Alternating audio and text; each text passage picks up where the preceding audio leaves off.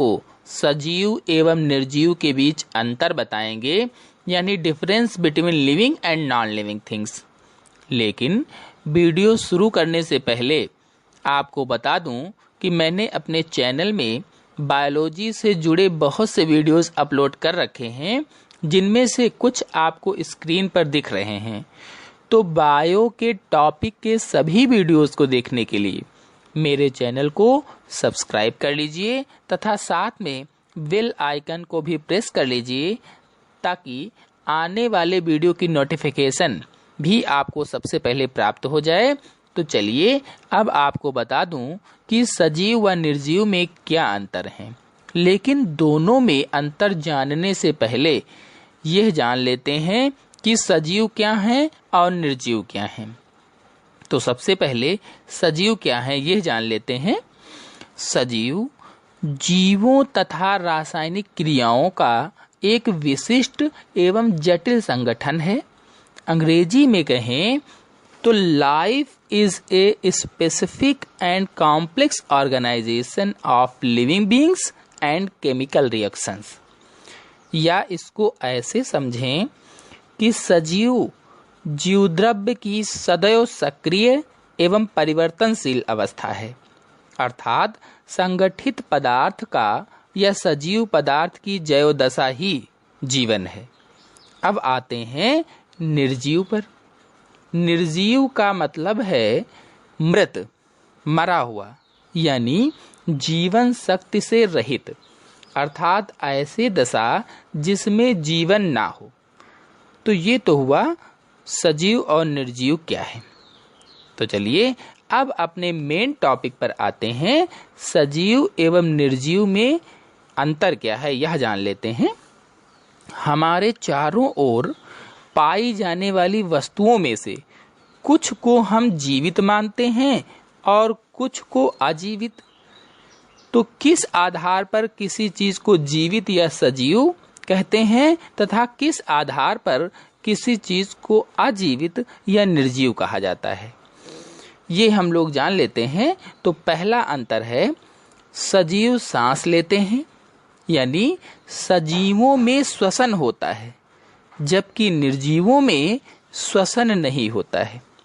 दूसरा है, सजीवों में प्रजनन क्षमता होती है, अर्थात इनमें अपने भूत द्रव्य से अपनी ही भांति की संतान उत्पन्न करने की क्षमता पाई जाती है, जबकि निर्जीवों में ऐसा बिल्कुल नहीं होता है। अगला, सजीव प्रकाश, ध्वनि, स्पर्श, ताप, भूख, प्यास, पीड़ा आदि का अनुभव करते हैं, जबकि निर्जीव इन चीजों का अनुभव नहीं करते हैं। अगला, जीवों द्वारा वृद्धि, मरम्मत एवं ऊर्जा उत्पादन के लिए अपने वातावरण से आवश्यक पदार्थ ग्रहण करते रहने को पोषण क्रिया कहते हैं। जंतुओं की पोषण क्रिया में होता क्या है, भोजन ग्रहण, पाचन, अवशोषण, स्वांगीकरण, मल त्याग इत्यादि क्रियाएं होती हैं, जबकि निर्जीवों में ये सब क्रियाएं नहीं होती हैं। अगला, सजीव स्वयं गति करते हैं, अर्थात जीवों के शरीर की कोशिकाओं में पोषक पदार्थों के दहन से उत्पन्न ऊर्जा द्वारा सुरक्षा, भोजन की खोज आदि के लिए अपनी इच्छा अनुसार स्वतंत्र विचरण का गुण होता है इनमें। लेकिन निर्जीवों में स्वयं अपनी इच्छा शक्ति नहीं होती है। अगला है, जीवों के शरीर की कोशिकाओं में अनेक रासायनिक एवं भौतिक प्रक्रियाओं द्वारा ग्रहण किए गए पदार्थों का निरंतर रूपांतरण होता रहता है, जिसे उपापचय कहते हैं या अंग्रेजी में मेटाबॉलिज्म कहते हैं। यह क्रिया निर्जीवों में नहीं होती है। अगला है, जीवों के शरीर में जीव पदार्थ एक या अनेक सूक्ष्म एवं कला युक्त पृथक इकाइयों के रूप में होता है, जिन्हें कोशिकाएं कहते हैं। यानी जीवों के शरीर की सबसे छोटी इकाई कोशिका होती है, जबकि निर्जीव वस्तुओं में पदार्थ का ऐसा संरचनात्मक संगठन नहीं पाया जाता है।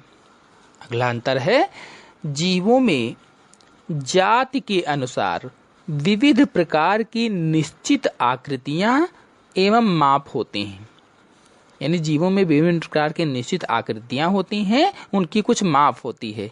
इसके विपरीत निर्जीव वस्तुएं आकृति एवं माप में भिन्न एवं अनिश्चित होती हैं।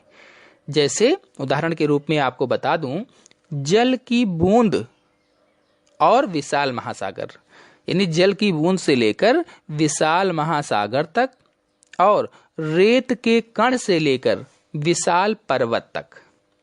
फिर अगला अंतर है, जैव पदार्थ बड़े बड़े कार्बनिक अणुओं का बना होता है, एक जटिल रासायनिक संगठन कहलाता है, जबकि समस्त निर्जीव वस्तुओं का पदार्थ सरल और छोटे छोटे मुख्यतः अकार्बनिक अणुओं का असंगठित मिश्रण होता है।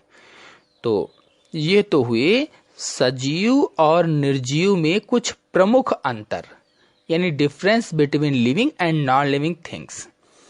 तो आशा है कि आपको सजीव और निर्जीव में अंतर समझ में आ गया होगा। तो आज के अंक में इतना ही। अगले अंक की जानकारी के लिए मेरे चैनल को सब्सक्राइब कर लीजिए तथा साथ में बेल आइकन को भी प्रेस कर लीजिए, ताकि आने वाले अगले वीडियो की जानकारी भी, उसकी नोटिफिकेशन भी आपको सबसे पहले प्राप्त हो जाए।